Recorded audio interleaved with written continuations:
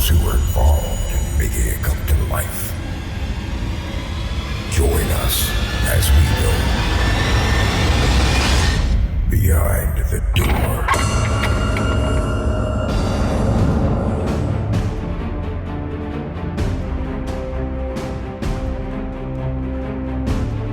Welcome back to another episode of Behind the Door with the Grey Rooms podcast. I am Brooks Bigley, the manager of social media and Patreon. And with me tonight, we have the author, Paul Sheppard, of the story Escape, which is the last episode of our season. Holy moly. Paul, how are you doing tonight? I'm very well, thank you. It's good to be here. Awesome. Thank you for joining us, Paul. And Paul, where are you at right now? At the moment, I'm in Yorkshire, England. So, we're all in Yorkshire in England. And it must be nighttime outside for you. Yeah, it's just past 11 p.m. It's sunny over here in California where I'm at, and it's 90 degrees outside, so we are sweating. Tonight, we also have the actor, EK Dagenfield, with us. How are you doing today, EK? I'm doing great. Thank you for asking. And where are you at right now? I am sitting on the floor of my closet in Hollywood, California. Why the floor of the closet? Is it nice and cold over there? I just redid. Well, my roommate is watching TV, and my bedroom has a window that opens to the driveway of my apartment building, so it's very noisy, and so I tend to record things in my closet because that seems to be pretty common, actually. The closet seems to be the great makeshift studio. Yep. Yeah. Yeah, exactly. Oh, and that mysterious voice that you just heard, everybody, that would be Jason Wilson, our producer extraordinaire for the Grey Rooms podcast. How are you doing tonight, Jason? Hola, ¿cómo está? Having a good time. I'm setting my son up with his little personal gaming account. It's been a lot of fun watching the excitement in his eyes as we get him like intros and music tracks and stuff. It's a lot of fun. Yeah, he's at that age now where just like video games are going to become his entire life pretty soon. I mean, might as well. It is what it is, right? What does he have to lose? If something comes of it, something comes of it. If not, hey, whatever. It was fun while it lasted. Exactly. He enjoyed his childhood. So, Paul, this story, Escape, very kind of fitting, I think, for everything that's going on in the world right now. Although, I mean, personally, I know you gave this to us before that happened. So you just clearly have a crystal ball and you were able to predict the future. That's so nuts. What? So crazy. Yeah. Like, where did all of this start, Paul? What was your seed idea for this story? Well, I saw the submission call for the Grey Rooms for the first season. And I actually wrote it for season 1. But when I was sending the email, I just failed to send, and I didn't realise. And so it's been written quite a while ago. Oh, okay. I didn't even know that. Wow, and I work for this podcast. Okay, so you wrote this story almost like 2 years ago then, and originally had intended for it to be part of season 1 that you submitted. It just came to us later. Interesting. So what brought about the idea here? Like, what you sat down and before the story was written, what caused you to start to work this idea around? Well, I was interested in the idea of writing something first person and the main character has to die. And while I was just ideas, I saw a post on Twitter where somebody had written an article about the Tuskegee experiment. And I read through that, and it sounded like a real life horror. I thought I would base it on that. Okay. And then from there, you just started to slowly whittle away at the setting and kind of coming up with like what the characters would go through. There's a lot of mystery and intrigue, I think, in this story. You left a lot of interesting, I wouldn't say a subplot, but like understanding the greater world of what's going on. There was no need to really explain it, although you're still very curious. And you can kind of pick up, clearly there's some kind of pathogen that's affected the world. I think these scientist people are looking for a cure, but things don't exactly go the way they're supposed to go. I left a lot of questions unanswered. What was going on in the background, why the pathogen was there. But I say it's with everything that's happening in the world at the moment, it seems quite fitting to come out right now. Exactly. It's perfect timing. Very much so. I also appreciated how you really kind of think the story's going in one direction. Like, okay, this is going to be like an interesting science experiment story, or, you know, they're trying to stop this pathogen. Maybe this is going to become a zombie story. But your ending was so unique that it became this like reunification of a family. It was almost like two stories wrapped into one. Like how did you start leaning towards that in the plot? It really is two stories that came together. And so the first one, the story I wrote for the first season was much shorter, and it ended the character was shot dead. And then I went to Brian, and he said that he loved the story, but for the second season they wanted a little bit longer. So I wrote the second half with him not coming back from the dead, but waking up after dying. Okay. So I kind of merged the stories together. And then, like, what, I don't want to, you're the author and you wrote the story, so I don't want to start questioning what you wrote, because we needed to, your story's done. You shouldn't have to, explain it. But, like, what, can we kind of ask, if possible, can you reveal maybe what's in your head and in terms of what was going on in the greater world? Like, I'm curious to understand, like, what were the bad people that had, the main character, EK Dagenfield's character's kids? Like, what was that all about? It was so impactful at the end. Like, they were bad people. Like, are you able to kind of share maybe what you were thinking, or kind of an insider's look at what was going on? Oh, of course. When I was writing it, in my head, Kara, the wife, had been kidnapped and taken into this research facility. Mm-hmm. And the main character, EK's character, he infiltrated them, was trying to find a way to help her escape. Meanwhile, he'd left his children with these people in the lodge. Unknown to him, they'd been killed very early on.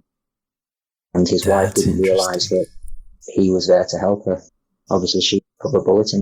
Interesting. That even knowing just what you just said there, that kind of changes my whole perspective on the story. I would have thought that maybe him and his wife were in on this project and they had just been working together, but something went wrong. But that's really interesting that because you're right, he does kind of say certain things that make it sound like I'd been planning this for years. But he doesn't just directly say, I worked so hard to infiltrate this lab to get my wife out. So that's really interesting. I love that. Awesome. It's like a spy story. It's a horror story. There's this like that James Bond element to everything. You got this family bonding at the end, but you're bonding after death. Not, it's lots of stuff going on in this story. I wanted to ask you, EK, like, what, after you like read this story, what prepared you for this? What got you into this role? Because you play a very, I was telling this to Graham one day, like you're really good at playing like a doctor. You have this like this good authoritative voice, but you're not an evil authoritative voice. How did you prepare for this? Well, truth be told, I didn't have a ton of preparation, because I think I recorded like the day. I recorded this right after the pandemic, like after everything in Los Angeles shut down, and I couldn't get my microphone was broken, and I tried to borrow one from a friend. Anyway, so I read it, and then like I think I didn't record it for another week and a half. But I'm a big fan of literature, and I was very much drawn in. It to me is almost as much a short story as it is like a podcast or like a radio theater piece or whatever you want to call it. It's so and it's an interesting challenge when you've obviously, like, as an actor, I had read the whole story, and he's narrating it essentially in the past tense, and he's dead. But discovering, sort of finding how to achieve a sense of, I guess, continuity in terms of, I don't want people to, I don't want the listeners to to be like, well, it doesn't sound like he's dead before he dies. Like Right, I didn't want to right. lose that sense of continuity. And so I don't know. I mean, as far as my just regular speaking voice goes, I do tend to have, I get pegged as sort of an academic or patrician, or there's something kind of Yeah. 1970s B-movie scientist about my voice. That nice. Yeah. Great description. That's funny. Yeah, I don't. So that's sort of a natural quality I've always, I guess, had. But it felt very right when I got to listen to the finished product. I was like, wow, that fits right into the vibe.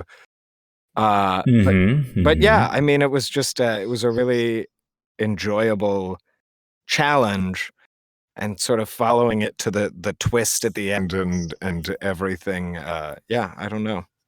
And so, like, what was your opinion? Like, what did you think as the actor going through all this? What did you think was going on at the end? Because that twist was cool, and I'm still trying to, it's part of the fun of the story. It's not a frustrating thing, like, I don't know how it ended. It's a part of the fun of, like, ooh, I think it ended this way because of this clue that I heard. Like, what is your interpretation of what was going on, being the actor in the story? In a weird way, I tried not to interpret the situation as much as, like, I guess the feeling, the sense of, he'd done all this and maybe at the end he thought, okay, at least I'm dead, but at least my kids are safe. And then he finds out not even that. So that was more my focus, I think, than trying to work out, like, obviously the exact specifics or the interpretation. But in listening, Right. like, that's in terms of performance. In listening back, I mean, I don't. There's so many wonderful ambiguities to it that really Yes. allow kind of the imagination to run rampant. But then also, I'm someone I really like to kind of exist in the ambiguity as opposed to being like, here's exactly what I think happened, and here's why. Right, I love that feeling of not knowing, of getting almost like just the expression of, like, the emotion of joy at having been reunited with your children, but sort of grief at your own death and a sense of failure, that you left your children with these bad people, thinking that they would be safe. And the character really, he doesn't accomplish, he fails at everything. He doesn't save his wife. He doesn't save his children. He doesn't save himself. Right. And there's something, it's such a gut punch, I think, at the end to kind of have that realization. Like the sorrow or just the tragedy of it all. Yeah, and the longer, brutal. Yeah. And the longer you think about it, the worse it gets, basically. So, I mean, great work on the part of the writing. But I mean, I don't know. I would have to think about it. Full disclosure, I've only listened to it once. I don't love listening to my work because all I can hear is what I would have or should have done differently. I usually give it one listen, and then sometimes I come back to it, a couple months later. Right. When you kind of forgot what you recorded, maybe, or something like that. Yeah, when I can enjoy it just as a fan and not a critic. Everyone is their own worst critic. It's the cliche that is true 100% of the time. Oh, of course. Now you hit it right on the knob. You said that there's this wonderful ambiguity about it. And looking back over our season 2, all of our authors, and Paul, you're just proving how awesome it is that, your story is now part of this canon. All of the authors have done this great job of, like, there's this kind of wonderful ambiguity about a lot of our stories this season, that you don't need to have everything go from A to B to C so succinctly and explained so perfectly. It doesn't need to be wrapped up that way. But you also don't need to make so many, ambiguous, threads going off in every direction that the story doesn't make any sense either. There's been a really good, and it might even be a subconscious effort lately, I think, but writers are getting into kind of leaving certain areas ambiguous to allow your brain to just concoct what it needs to get the story going. So that way everyone enjoys the story in their own unique way. And Paul, it's great how you've written this, because the first time I heard it, I was like, okay, the story is happening and this is interesting, and I don't understand what's going on just yet. And I listened again, and then I listened again, and each new time, I will say this till I'm blue in the face, each new time I hear these stories, I see some new bit of clues being given. And I just hats off to everybody involved in this season. It's absolutely amazing. Paul, you're wonderful. I think it's always nice when I'm sorry. Go. Oh, sorry, go on. Well, I was going to ask, what kind of things do you write? Like, what other things do you get into with horror writing? Well, this was my first foray into writing horror. I've written quite a few sets. At the moment, I've just finished a novella, which has been picked up by Aphotic Realm. That will be out later this year. Excellent. So I'm just trying to handle a few different things at the moment. Okay. Sounds like Aphotic Realm is getting all the good authors. EK, if you start writing stuff, man, you should go join Aphotic Realm. What do you work in, EK? I know that you do the Theater of Tomorrow. I do. Yes, I do the Theater podcast, of Tomorrow, which. And I'm a fan, but that's sci-fi mostly, isn't it? Or roughly fantasy and sci-fi. It's kind of, it's sci-fi. I forget what our sort of writer, Travis McMaster, he calls it. It's like kind of retro sci-fi in the vein of, kind of B-movie sci-fi, basically, which is something I love and something Travis really loves, and Mark Whitten, our producer. But mainly my main gig is I'm a musical theater performer. I perform in musical parodies at a cabaret that I also run in Los Feliz, California, the Rockwell Table and Stage. If any listeners are in California, they should check it out when we're open. Go there. We'll be including those links. I definitely will make sure in the show notes that all that information will be given out. But I mostly live theater, musical theater. That's kind of been my bread and butter for, I don't know, probably going on 20 years now. And I thought that would change when I moved to LA, but it did not. Hey, if you're good at something, don't stop it. If you're good, you're good. Right. You keep going. When you find that niche, you run with it. Exactly. Yeah. That's why we're all doing this podcast. Yeah. So.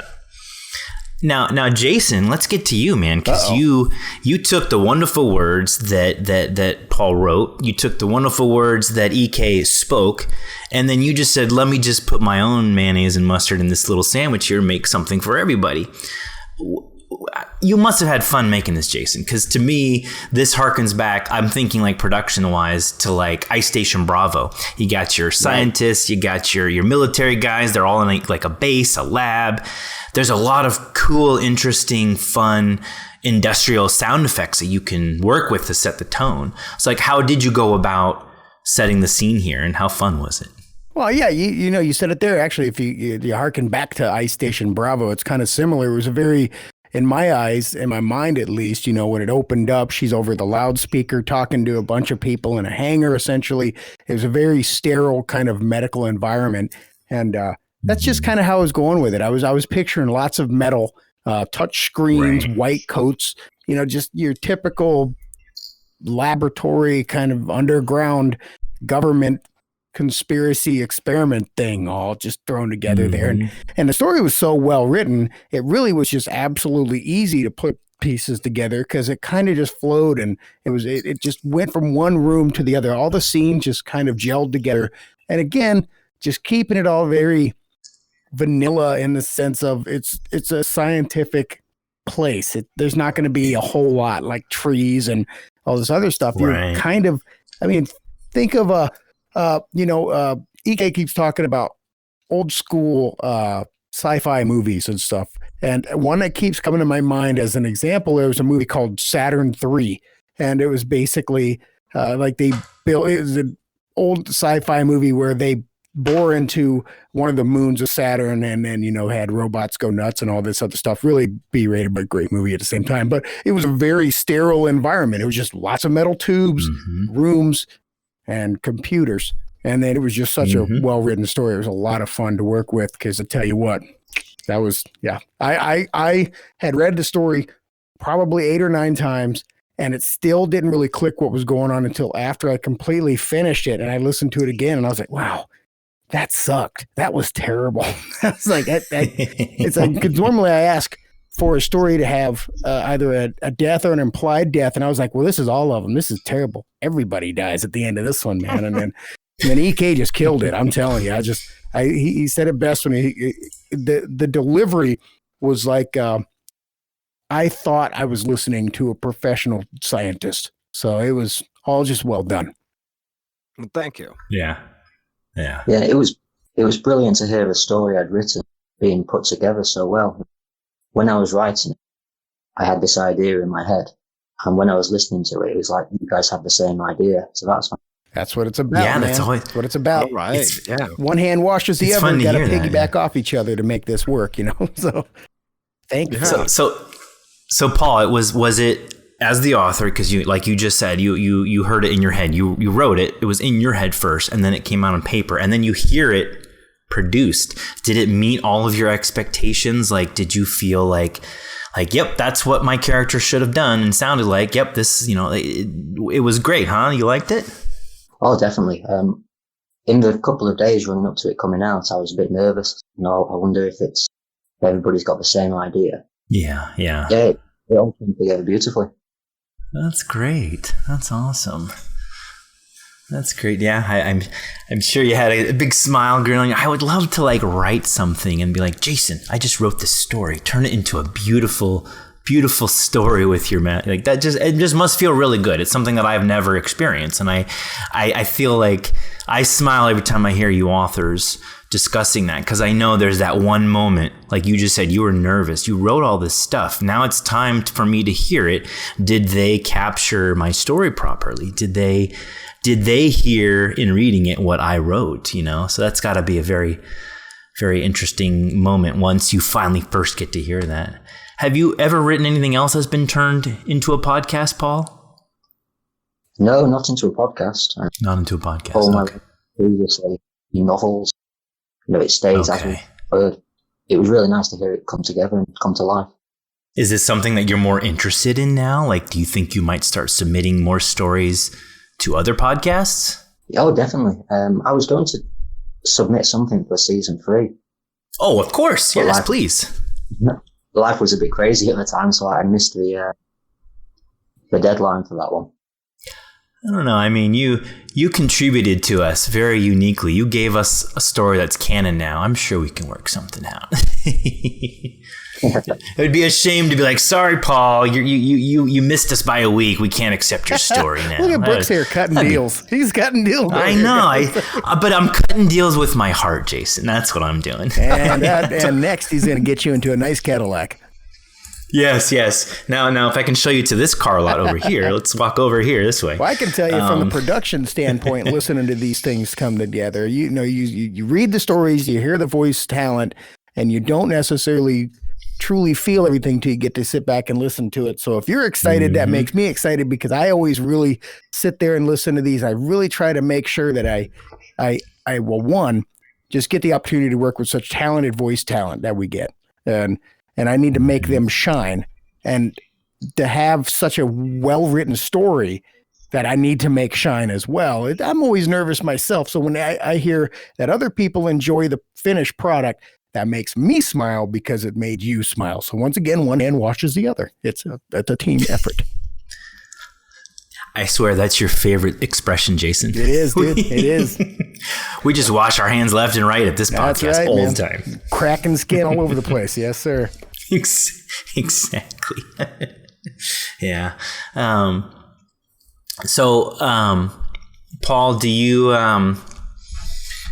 find that because you're a writer, you write horror stories. Do you find that you also read horror stories, or is there some weird thing where, like, you know, since you write it so much, you can only handle so much horror, and maybe you actually read a bunch of romance novels? I don't know. What is kind of your flavor of books that you like to read? It shifted a bit recently. Mm-hmm. I like any book that it kind of challenges the way people think. I've just read Rants by Palanuik. Probably best fiction I've ever read. The way he sets is, he'll set up a description all the way through the book. You're thinking a certain character looks a certain, and then in one sentence he'll flip it around by a situation different. Imagined it in it. So I think that's influencing me at the moment. Okay. Well, that's cool. And Yeah, oh, I'm sorry. What? I do tend to read horror as well. Okay. All right. So you're not afraid of the horror. I don't know. Yeah, I know some people that, like, they'll avoid.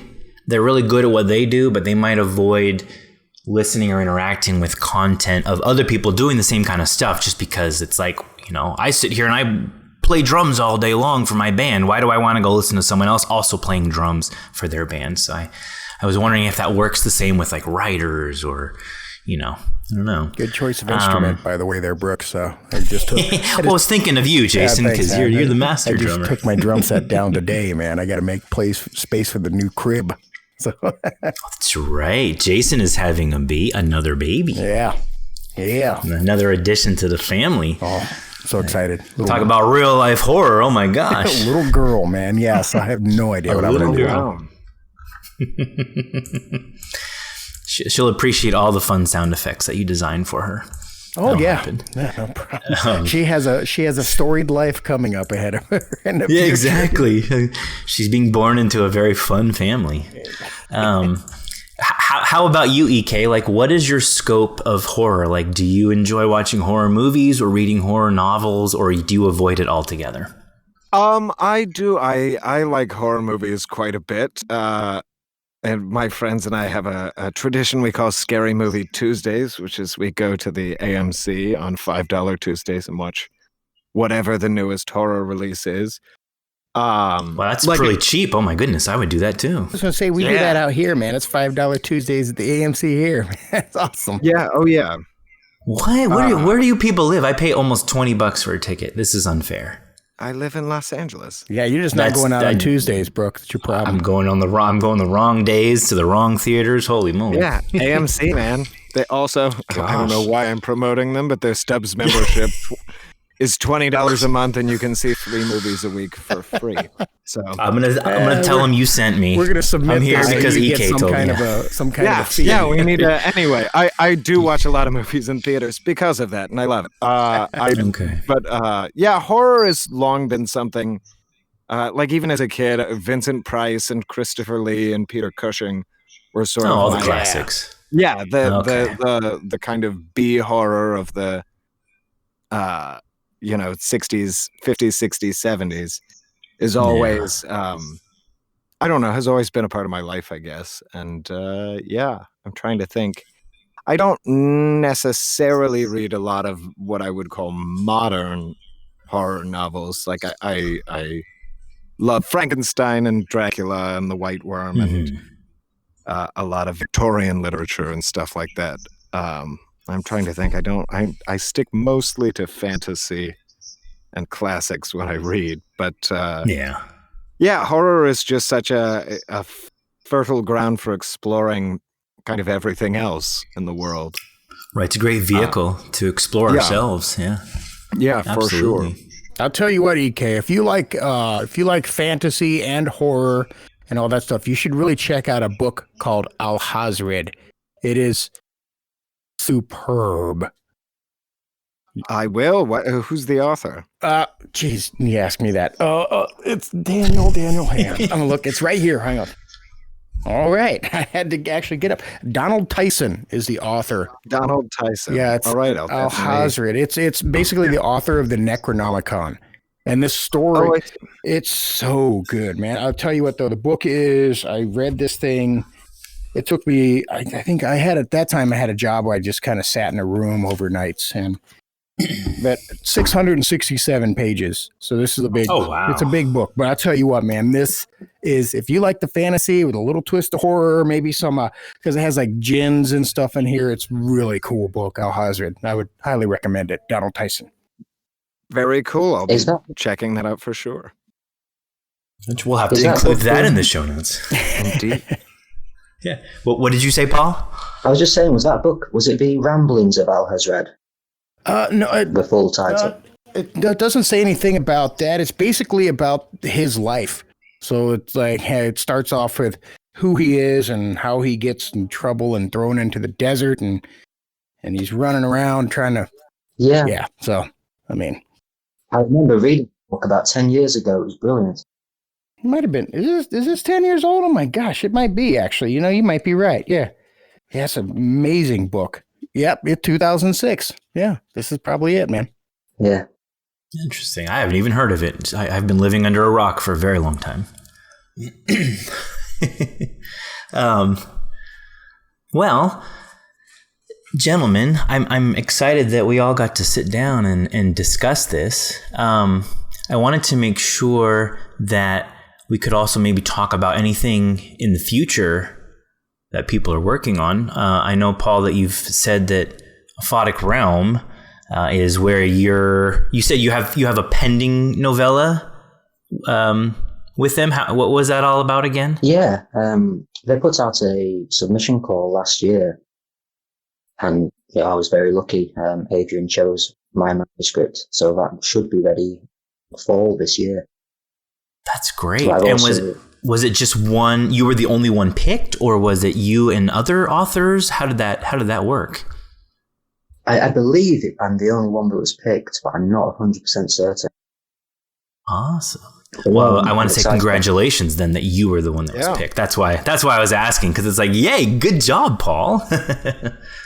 Thank you. That's great. I just released a novel last month as well. So that's part of a trilogy that I'm, over halfway through, 2/3 through. And So my and first these book are was- available on. Do you have a personal website, right? Or where can people Yeah, I go have to a personal- find them? Okay. They're all on Amazon. The first book, The Wolf We Feed, was released by Prodigy Gold, so it's available on their website. Okay. And the second was released by Pertiet Raven Press. Okay. So- Okay. Perfect. I want to make sure that we can kind of expose that bigger. So, I'll speak with you afterwards. I want to make sure we can get links so that fans who enjoyed Escape can also go and purchase your books. And we'll have everything in the show notes for that. So, Well, excellent. Thank you very much. and are you just stick with writing novels, books, stories? You don't do you're not interested in writing for a TV show or movie scripts or anything like that? I quite fancy having a go at movie scripts. Ah, I think there that's you go. something we'll try out in the future. Okay. Aspiring movie Go writer. get it, man. I got Go it. get it. We can all say we knew you before you became super, super famous. That's awesome. More infamous at the moment. There you go. There you go. Awesome. Well, EK, how about you? We're definitely going to put some links so people can find you on the Theater of Tomorrow, because I personally am a fan, and I'm telling everyone who's listening now that you all are going to love the Theater of Tomorrow. So we're going to plug that. What other things have you, as an actor, what other things have you worked in as a voice actor, or anything future that's happening? I mean, as a voice actor, it kind of mostly is Theater of Tomorrow. Okay. I've done a couple other things. I'm to my great detriment, I'm pretty unambitious in terms of. 90% of all humans. Yeah, I mean, I steadily work in theater, and I'm happy doing that. Although, theater is dead for the time being, so Yeah, I may have to make a switch here. But I would definitely recommend Theater of Tomorrow. I wish I had something else to promote. I mean, obviously this podcast, but I feel like that's probably already taken care of if they're listening to it. But yeah, I don't know. No, all right. Do you have any like? So you got this awesome voice. You know how to do the cabaret circuit. Is there anything that you wish that you could be doing? Like, what is like your ultimate dream goal then? Like, maybe you wish that you had a hit cartoons for adults. I don't know. What? For sure. I mean, what do you fancy? Yeah, I would love to get into voice acting or any sort of film and television. And you know, it's voice acting is a very difficult. It's hard to get into out here because you know, people don't age out of it. People don't right. Type wise. You have a lot. You know, 10% of the actors are doing 99% of the work. But and I, you know, I have a lot of friends who have worked for a long time as voice actors, and they have all been very encouraging. But I don't. It's, you know, I'm very good friends with a guy named Townsend Coleman, who most people know as Michelangelo from the original Ninja Turtles. And, yes, that's awesome. Cool. Yeah, from the late 80s. Cool. Yeah, from the late 80s. What's actually more impressive to me is he was the NBC promo voice for the entire Friends era of television. So all of the commercials that were like, and tonight on Friends, we have blah, blah, blah. That's him. He did that cool. every day for like 15 years. Oh, wow. Yeah, truly. It's crazy. But, you know, I was talking to him, and he's been very helpful in kind of coaching and working with me on it, but he said it's just really hard, especially we're now moving into a world where a lot of the newer cartoons that are being produced are being voiced then by their creators. So he said there's not even that much to audition for anymore. You know, it's a pretty closed shop, but you know, you got to keep at it, and the strangest jobs come from the strangest places. Absolutely. You got that right. Yeah, truly. Another, this is getting very name droppy, but another voice actor I know, Dana Snyder, who was Master Shake on Aqua Teen Hunger Force. Oh, I love that show. Yep. Literally, he One of my booked that favorite gig. characters of all time, right there, man. He's so like the mean to funniest Meatwad. person. He's so mean. So funny. But he literally booked that gig at a party. He was at a party, and someone knew the creator of, like, the guy Dave something who created Aqua Teen. And Dana was just at a party with this person. She was like, "Wait a minute, my friend is looking for a voice like yours. I'm going to give you his phone number, and you should call him right now." And that's how he booked that gig. So, you know, you just got to keep your ears open and your you keep working. Yeah, I don't know. Yeah. Yes, sir. Yeah, it's all in opportunities left and right, and people come together and then create something great and something magical. It's awesome. Yeah, I mean, like, look at us. We're a tiny podcast, but we have Graham Rowett working with us. It's brilliant. It's great. Like, you know, he put his faith in us. We love him. He helps us. Everything is amazing to work with him. But For sure. Yeah, and I don't know. I'm so happy doing like this stuff. You know, I'm more interested in quality than anything else. And I've listened to a couple episodes of these, and this and Theater of Tomorrow and stuff. There's just so much very interesting and wonderful work being done in the podcast space or sphere or whatever you want to call it.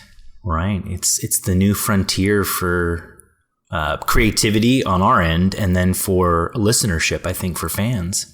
Absolutely. Brand new way to interact and listen and engage in a community. And isn't that crazy? Because awesome. I think it was EK earlier that mentioned like radio dramas or whatever, you know, audio dramas.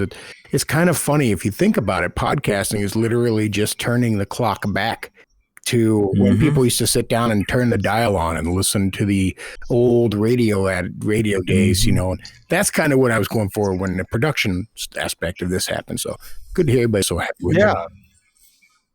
Yeah. It's much more intimate, very much. Yeah.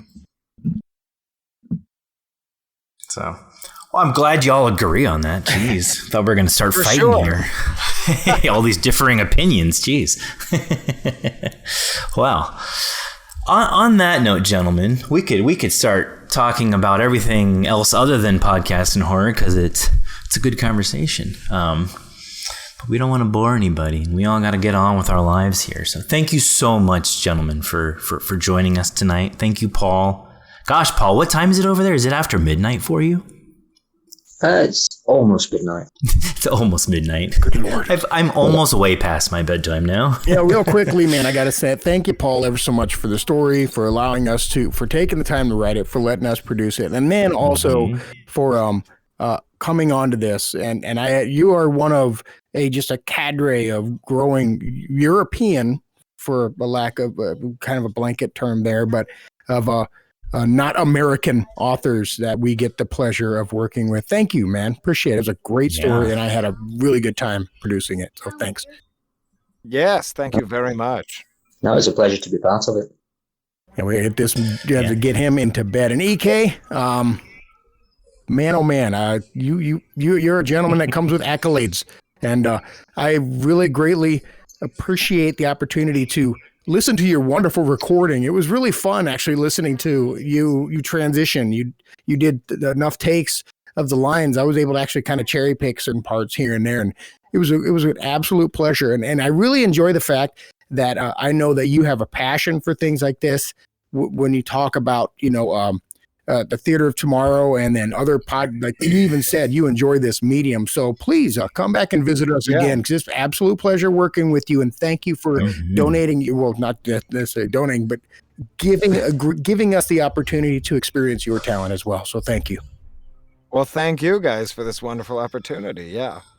Oh, of course. And then thank you to Jane and Cassie and everybody out there, and Margaret Ashley. Can't say anything about Margaret. She's awesome. I was going to say, this isn't a threat, but you better come back as an actor, EK. You better come back. I try and stop. No threats, though. Okay. I will. I'm gonna hold you back, man. Awesome. So, and Paul, remember, wink, wink, Paul. That story that you want for season 3, wink, wink, Paul. You know what to do, Paul. Oh, yeah. Hit that send button, Paul. I'll be handing your inbox. Okay, thanks again, everyone. Appreciate you. So thank you, everybody. Have a great night. Thank you for joining us. Oh, and also, don't forget Brooks. Thank you, man. Yeah, don't forget me. Yes, thank you. This is our last episode of the season. This was our last story of the season. So this is our last behind the door for the season proper.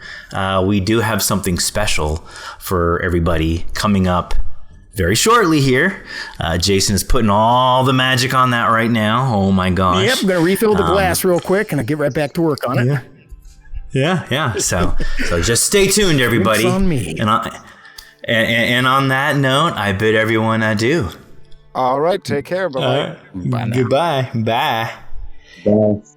And there we go. Okay, we're done with the episode. Good job, guys. Yes. That was great. Thank you, Paul. Thank you so much, Paul, for staying and hanging out and talking to us. And thank you, EK. Yeah. Both are awesome. Pleasure. Yeah, man, it was a lot of fun. Very Man. awesome. You guys rock and roll, man. Seriously. And keep fighting the good fight out there on the West Coast, man. I know it's kind of rough for y'all out there, but keep fighting it. Keep fighting it. So we're trying our hardest, Jason. Yeah, nothing rough about Me sunshine, and gotta say. Yeah. EK and I, we are fighting hardcore, enjoying this 90-degree sun. Yeah. I live in flyover country. It's easy here. Oh, where do you live? I'm in Nebraska. Oh, Nebraska. That is the flyoveriest of flyovers. Oh, yes, it is. Well, and I'm right next to an Air Force base, too, so it's just double flyover. So everybody's flying over. Boy. Left, right, up, down, everywhere. So, anyways, Paul, thanks again, brother. Man, seriously, get yourself some sleep, dude. Go to bed. Yeah, Paul, I will bug you tomorrow, Paul, about getting links and other things from you. So, because we'll have this episode ready by like midnight of Thursday night. So I just want to make sure in the next 24 hours I'll get all the information from you, Paul. So I'll bug you later on Twitter, okay? Yeah, that's brilliant. Thank you very much. Awesome. And be ready, man. And then, season 3 is going to be a transformative one. We're making a big change with the podcast. So huge, massive change. Oh, yes. Yeah. It's gonna be fun. And then EK, I'll bother you through email to get some more links from you. Just on I want to link your cabaret. I want anything that you do and have a hand in. I want to make sure to highlight also. And I always write a little tiny bio kind of about the author and the actors. So I'll email you to get some more info from you. Okay, fantastic. So, all right, gentlemen, all you guys, rock and roll. Have a good night. All right, guys. All right, this one's for you. See you later. Bye. Have a good day. Take care, everybody.